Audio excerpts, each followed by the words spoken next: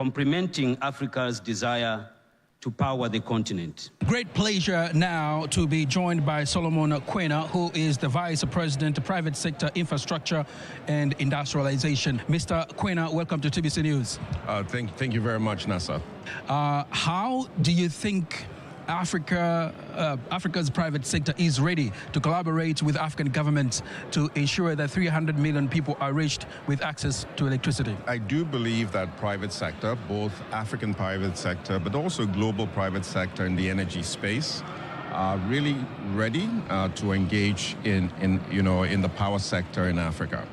So that we can really achieve the goals and objectives of Mission 300, which is to connect 300 million Africans out of the 600 million who are unconnected to energy. And this also includes clean cooking.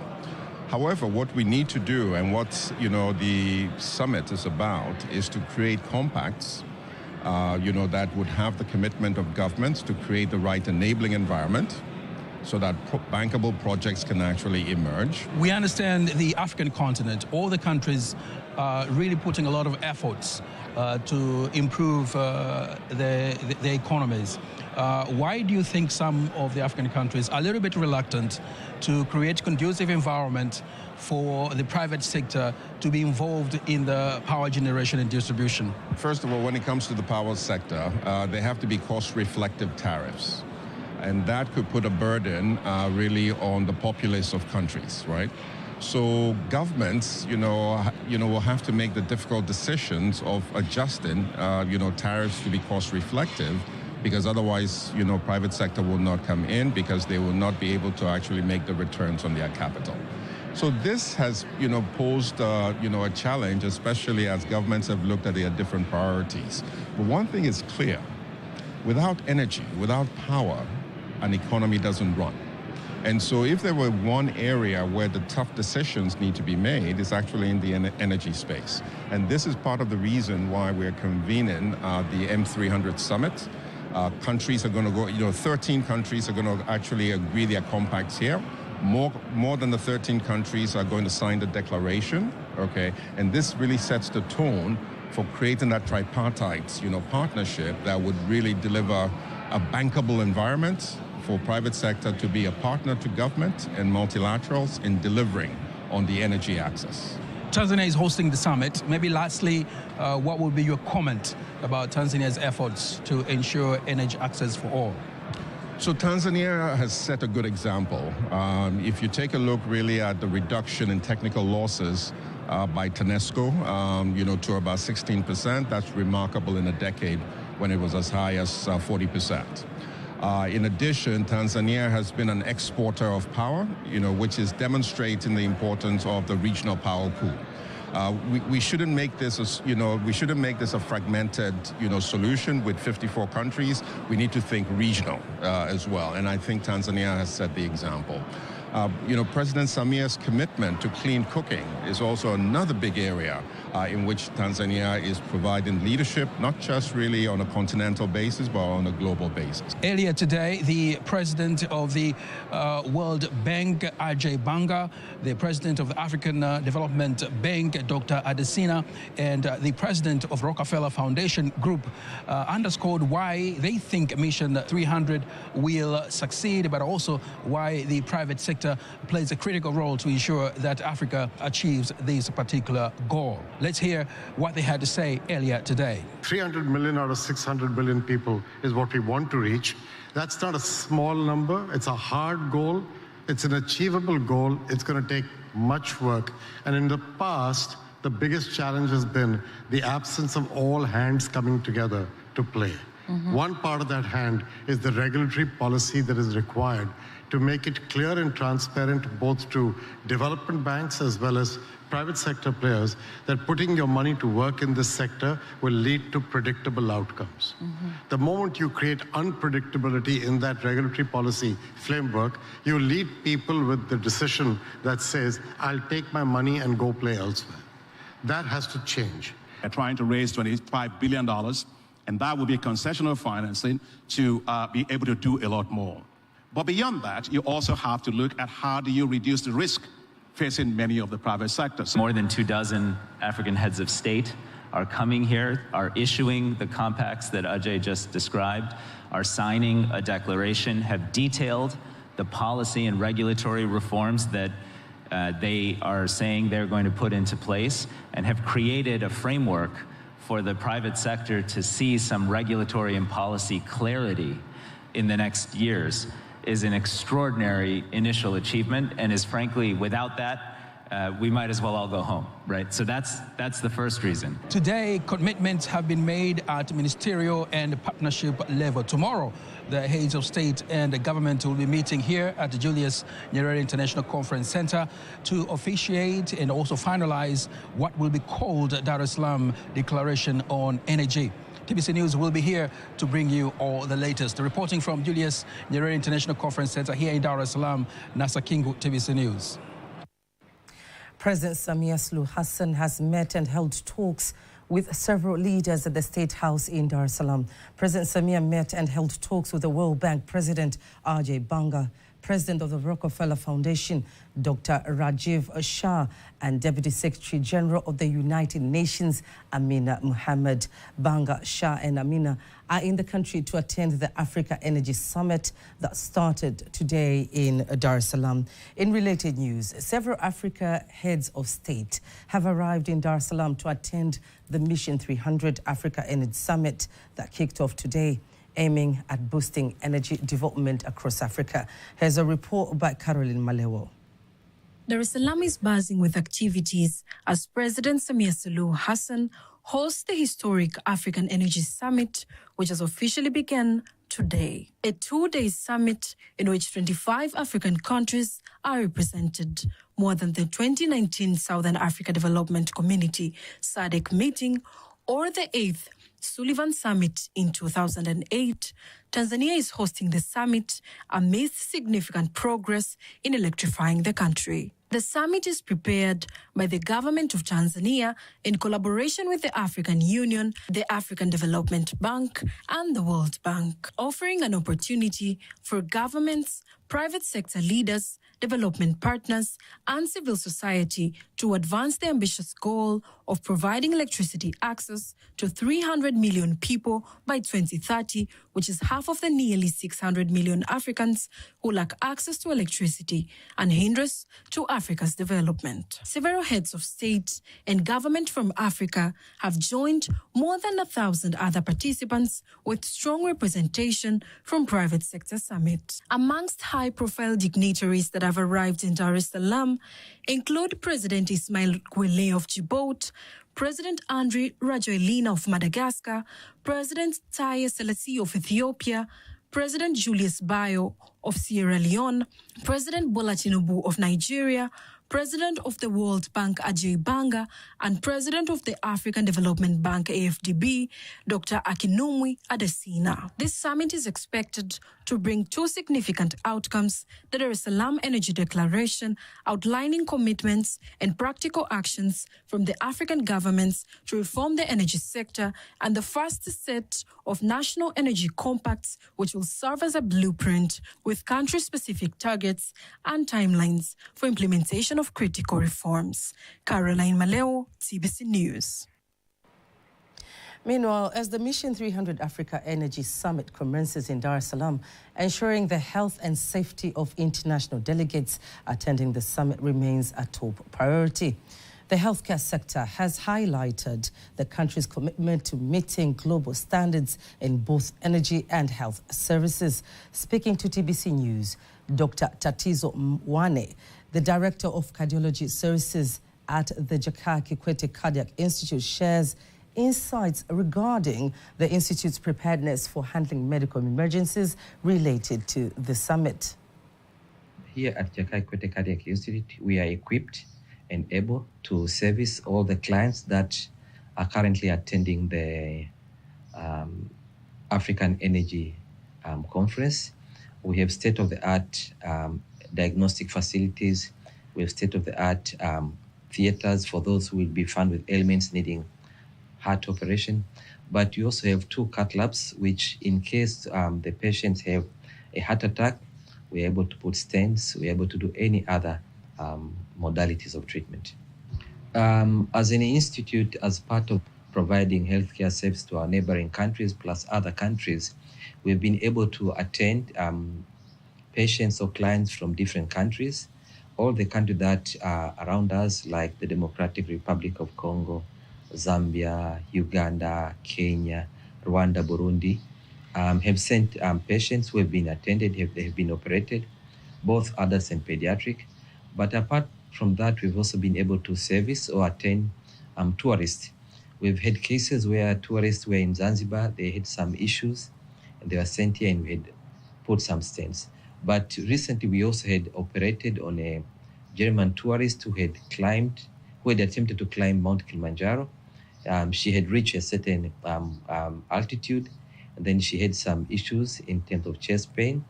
And when she was sent here, we found that she had some blockade of some of the arteries of the heart, and we were able to successfully install a stent, and she's doing well, and she's currently back at her native home in Germany. There is no doubt, because at Jakaya Kikwete, we are the leading public cardiac institute in the African and Central Africa. We are attending all those patients from the neighboring countries, and it's not only treatment.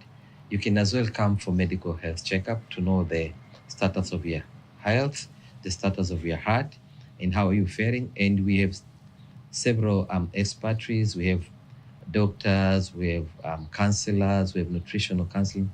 So in the whole, it's better to prevent rather than to get the disease and get cured. The Jakaya Kikwete Cardiac Institute is among the selected hospitals designated for medical emergencies during the Africa Energy Summit. Other facilities include Muhimbili National Hospital, the Muhimbili Orthopedic Institute, and the Aga Khan Hospital. Today, we celebrate the birthday of President Samia Suluhu Hassan, Tanzania's first female president. My colleague Teddy Mparanyanga has prepared a feature story that highlights her remarkable journey, leadership, and the impact she continues to have in the country and the world. This beautiful and shining day, the world is celebrating a remarkable woman. President Samia Suluhu Hassan of the United Republic of Tanzania, born on January 27, 1960, in the serene coastal region of Zanzibar, Samia's journey to the pinnacle of political leadership is nothing short of extraordinary. As the first woman to hold the office of president in Tanzania, her story is one of courage, resilience, and an unwavering commitment to her country. Samia's political journey began in earnest in the 1990s when she joined the civil service, where she quickly rose through the ranks. Her diplomatic skills and insightful thinking soon caught the attention of the political elite. It wasn't long enough before she found herself representing her people in the Zanzibar House of Representatives, where she demonstrated a rare combination of intelligence, poise, and a deep commitment to service. In the year 2000, Samia took her first steps onto the national political stage when she became a member of Tanzania's National Assembly. But it was her tenure as Vice President of Tanzania in the year 2015 to 2021 that truly put her in the spotlight. Under the leadership of President John Magufuli, she served as his right hand, earning the respect of her peers and the admiration of Tanzanians across the country. Her calm, pragmatic approach to governance earned her the nickname Mama Samia, a symbol of nurturing leadership in the face of adversity. On March 17, 2021, after the sudden passing of President Magufuli, Samia was sworn in as Tanzania's sixth president, making history as the first woman to lead the nation. Her ascension was not only a monumental moment for women in Africa, but also a turning point for Tanzanian politics. Her leadership style reflects her deep respect for the people of Tanzania. Samia quickly became known for her open-door policy, seeking to bridge divides and unite the nation in the face of challenges. From economic concerns to the global pandemic, her presidency has been marked by efforts to revitalize Tanzania's economy, embrace foreign investment, and prioritize social welfare, education, and healthcare. She has also earned the admiration of international leaders as well. She has emphasized diplomacy, with a particular focus on strengthening Tanzania's ties with neighboring countries and global partners. Under President Samia Suluhu Hassan's visionary leadership, Tanzania is hosting the African Energy Summit for the first time in its history. This milestone event, which brings together heads of state, ministers, and energy experts from across the continent, highlights Tanzania's growing influence in shaping Africa's energy future, with her strategic focus on boosting Tanzania's energy sector. President Samia has successfully positioned the country as a key player in the region's sustainable energy development. As we celebrate President Samia Suluhu Hassan's birthday today, we remember not only her trailblazing role as the first female president of Tanzania, but also the enduring impact of her leadership. Her story is a reminder that the path to greatness is not always easy, but it is one built on perseverance, integrity, and a relentless desire to create a better future for all. Here's to President Samia Suluhu Hassan, today and always. Happy birthday to a true leader, a symbol of hope, and a shining beacon for generations to come.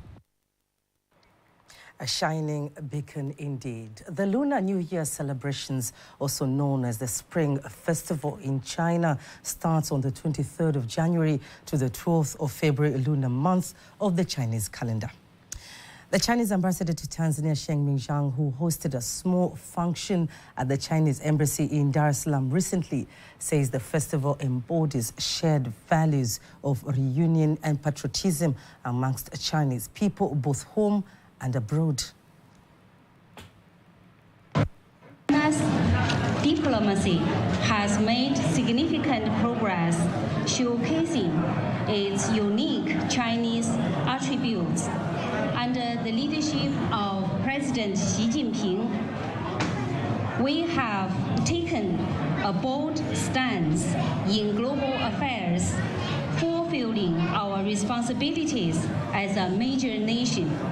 We have made significant strides in the high-quality joint construction of the Belt and Road Initiative, making it more profound and practical.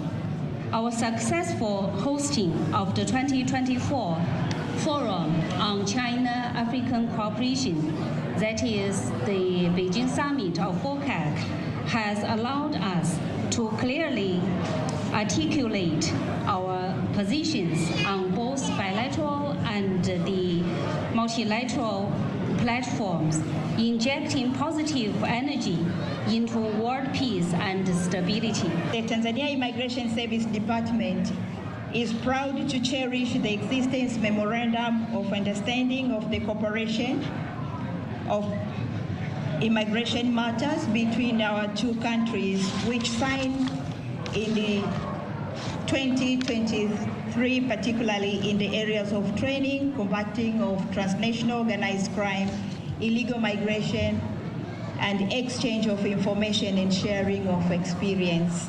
This goes in strengthening people-to-people relation.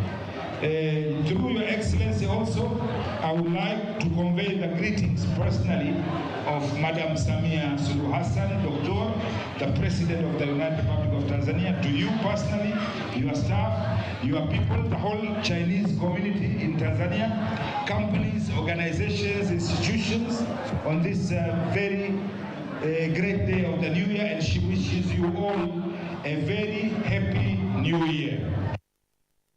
The festival, which has been recognized by UNESCO as an intangible cultural heritage of humanity, demonstrates China's commitment to promoting global civilization initiative, culture exchange, and mutual learning. In case you missed any of our news stories, remember you can always go to our YouTube channel at TBC Online and watch anytime, anywhere. Before concluding the local news tonight, let's take a look at today's exchange rates according to the Bank of Tanzania, BOT.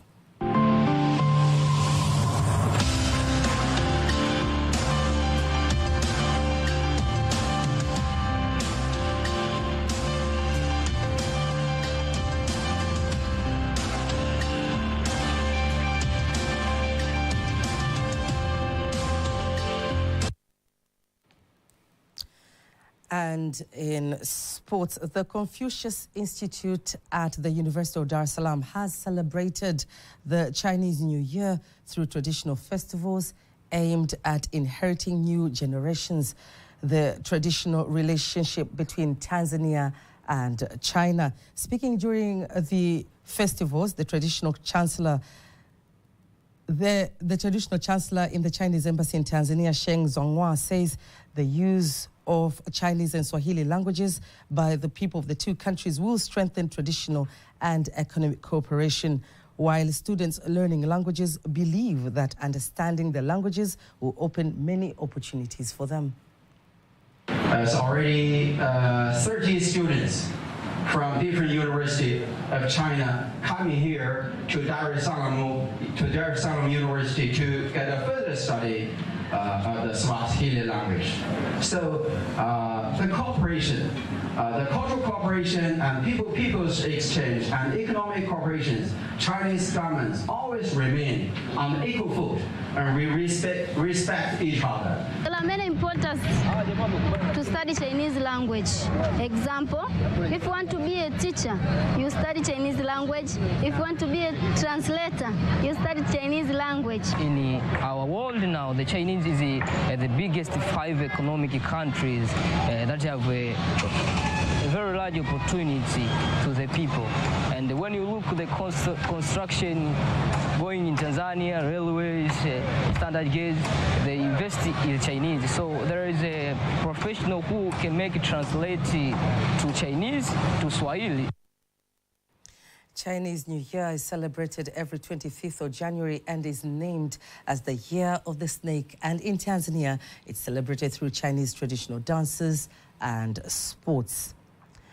And that's the sports news. And now, before we conclude the news bulletin for tonight, let's take a look at the weather forecast for the next 24 hours. Hello, dear viewers, and thank you for joining us for the next 24 weather forecast. By starting with the patterns, and for tomorrow we expect the light wind of 20 km per hour for Lake Victoria and the moderate wind of 30 km per hour for Lake Tanganyika, Lake Nyasa, together with the entire coast. And the state of the sea is expected to be moderate.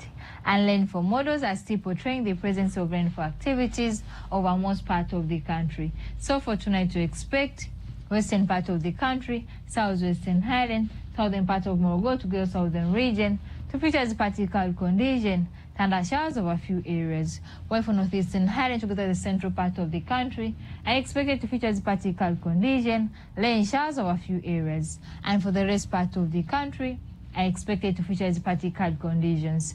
And for tomorrow we expect Lake Victoria Basin to feature as particular condition, thunderstorms over a few areas and sun periods. While for the western part of the country, southwestern highland, central part of the country, southern part of Morogoro, southern region to the southern coast to feature its particular condition, thunder showers over a few areas and sun periods. While for northeastern highland is expected to feature its particular condition, rain showers over a few areas and sun periods. And for the rest of the northern coast are expected to feature its particular condition, light rain showers over a few areas and sun periods. Let us see next 4 days forecast from different cities and regions.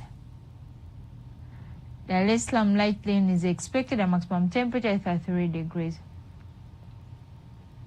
Dodoma rain showers are expected, a maximum temperature is 28 degrees. Mbeya rain showers are expected, a maximum temperature is 24 degrees. Mwanza maximum temperature is 29 degrees. Kilimanjaro rain showers are expected, a maximum temperature is 32 degrees. Morogoro rain showers are expected, a maximum temperature is 33 degrees. Arusha rain showers are expected, a maximum temperature is 29 degrees. I'm Rebecca William from Tanzania Meteorological Authority. Thank you, have a productive week and good night. And that marks the end of the news bulletin for tonight. Don't miss our next bulletin in Kiswahili at 11 p.m. On behalf of the whole team, I'm Kanki Mwegomole. Good night.